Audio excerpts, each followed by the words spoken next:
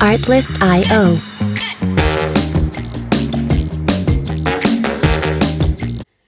What's up, guys, and welcome to the Ghana Report.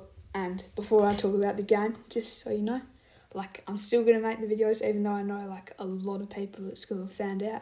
Hello to you if you're watching this, but I'm still going to make these videos because it's what I enjoy doing. But a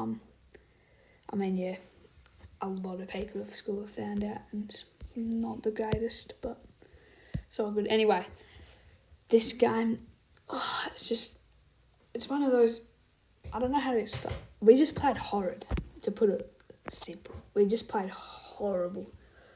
I feel like whenever we go down, we go into this mindset of not being confident, and that's not really how we want to be playing football. And I know Odegaard's out. I know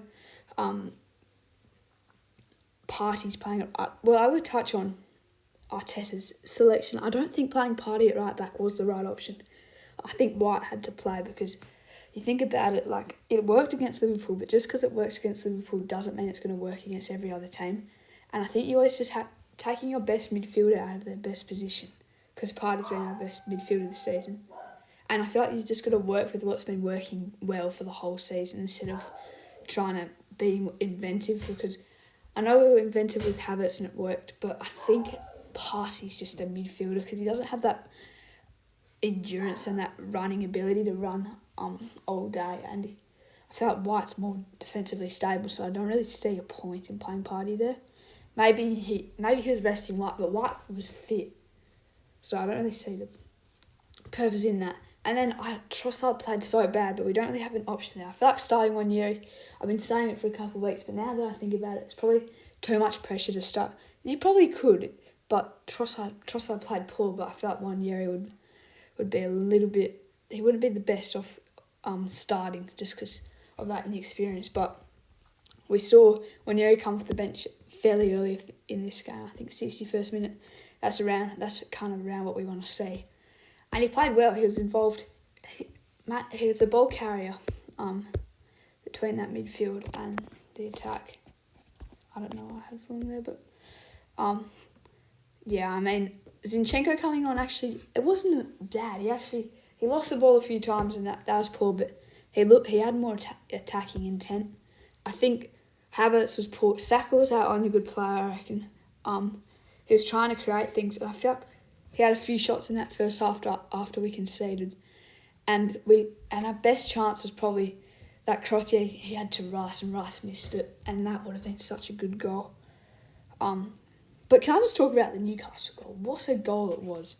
I mean, the first time cross from Gordon and Isaac's header, you can't really defend it. I think Timber could have been positioned a little bit better before the pass went to Gordon, but I think that's about it. And, I mean, what a goal. But we looked really poor going forward. Martinelli wasn't involved. Rice was poor. Moreno was really, really bad. Timber was... I feel like we don't have much to say for Timber. I feel like he didn't do anything special, but he wasn't that poor. Gabriel and Saliba they played well. I mean, Newcastle just sat back in that second half, so we didn't really have much to do, but we should have done much better. We should have tried to whip in more crosses. We should have tried to be more attacking. I think part of that is Havertz is drifting out wide and Trossard is kind of operating centrally in attack, and it's not working. Havertz has to be that central forward, and I think it's just annoying how Havertz is drifting out onto the right-hand side where Odegaard would be, and I don't think Havertz is an Odegaard replacement. You can't move your number 9 out of that position. I think you either start Wanyeri and play him there, or have Wanyeri drifting out to Saka's side, or you just don't have anyone drifting out to Saka's side. You maybe have Partey getting into those spaces. It's just annoying. And then we mixed it up too much. Timber's playing out of position. You have to remember that. Timber's a right back. I think Zinchenko came on at left back and White came on at right back throughout the game. But yeah, this is just it's such a blessing that Man City lost, because it means this doesn't have the biggest it doesn't have the biggest effect on us in terms of City, but Liverpool won against Brighton. But also, it's an opportunity missed to go 2 points behind City. That's probably the biggest, like, upsetting thing about this. Like, City aren't going to lose much, and the game week that City lose, we happen to lose as well. That's probably the most frustrating thing. And we're sitting in fifth, like, not even Forest are in third. They're playing well. Like, Wood's having a cracker of a season, but I mean, we should have been trying to lead the pack the whole season. And I think our decision making in the transfer window, it kind of goes back to that. Not signing a Saka replacement, not signing a striker has really harmed us. And yeah, Newcastle hadn't won in 5 games before that game, and they'd lost to teams like Fulham before this game. So, well, not directly before this game, but I don't know. But it's a bit annoying to see. I think our title races are gone now, though. We've got Chelsea next week. If we don't beat Chelsea, I think that's it. I think we have to beat Chelsea to give us a chance, and I think we have to do. I hope Villa do us a favour. I think it is at home. No, it's at Anfield. But City play away. Oh, it'd be such a good game week next weekend if we manage to beat Chelsea and Liverpool and Man City lose. That'd be the perfect scenario.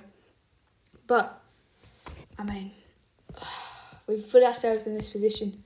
I feel like, yeah, I don't really know what else to say.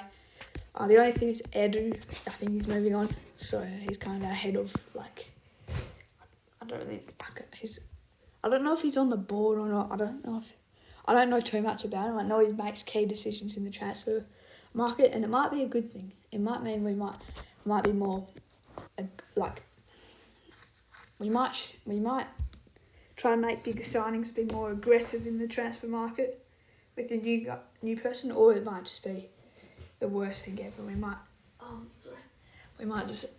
might be poor, because if you think about it, our signings haven't been too bad. The Havertz one is a bit. I think we could have got him for cheaper, and then the Rice one, but hopefully hopefully it doesn't affect us too much, and hopefully it doesn't affect Arteta. And also, our set pieces were horrid today. Rice was not getting that much. He was not doing anything on his corners, and then I think Saka only had one. I think Trossard had one. But yeah, thank you guys for listening. Oh no, I don't think Trossard did have one. Anyway, thank you guys for listening to the Gunner Report, and I'll see you in the next one. Bye bye.